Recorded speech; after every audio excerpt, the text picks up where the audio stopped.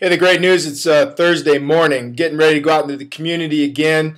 Just had a sweet time yesterday with Pastor Santiago and Pastor Jose. Pastor Santiago oversees a church. He's been at this church for some 20 years. And one of the things you need to understand about many of the way the churches are structured here in El Salvador, it's wrong for them to associate with people of the community, which is sort of a paradox, is it not? Because we're told to go and make disciples, baptizing them in the name of the Father, the Son, and the Holy Spirit, and then teaching them to obey everything I've commanded you. That's what Jesus says. And yet these people are doing anything other than going. It's really no different than us in the United States, but oftentimes we don't see the people who live next door to us, the people who work around us, the people who recreate near us. We don't see them as the enemy. Oftentimes here in this culture, they're told to not associate with people because not so much that they're the enemy, but their habits and their attitudes would rub off on you, and that wouldn't be a good thing. And yet these pastors are leading a charge that is very unique because they're asking their churches to integrate with the community, to work alongside members of the community in bringing substantive change. It could be road projects. It could be water projects. It could be building walls, retaining areas of earth so earth don't collapse. It is profound to see what these pastors are doing for their community, but they're always walking a tightrope. They're always walking a tightrope because the people in their churches, the leaders and the congregants, they oftentimes think their pastors are a little bit crazy because of who they're encouraging their people to associate with.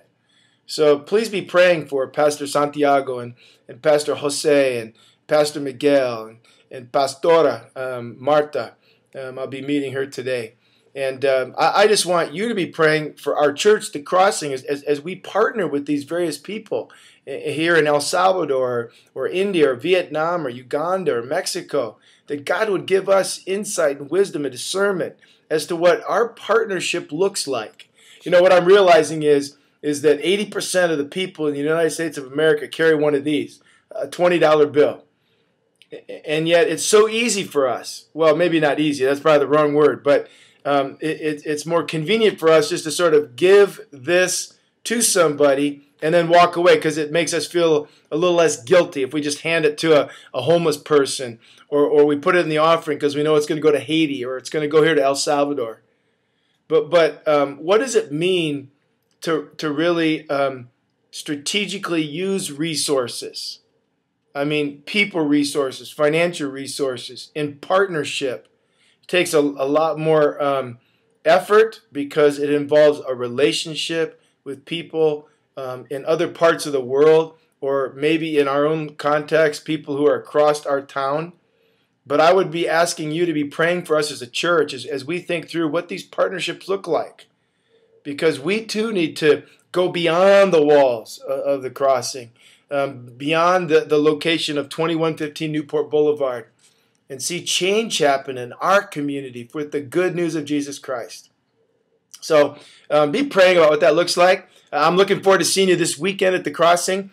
We're going to be looking a little bit more into the series Hope Lives. I hope that you're signing up to be packing food this week, Sunday, Monday, Tuesday. So that's the 14th, the 15th, the 16th, and the 17th. You can sign up online at thecrossing.com for a slot of time to pack meals. We're going to pack over 300,000 meals for people in another part of the world where they don't have food. So this is through Feeding My Starving Children. I hope you'll sign up for that, and I look forward to seeing you this weekend. Hey, thanks you so much for being a part of the Crossing. Thank you for praying for me here in El Salvador. I look forward to seeing you this weekend. Bye now.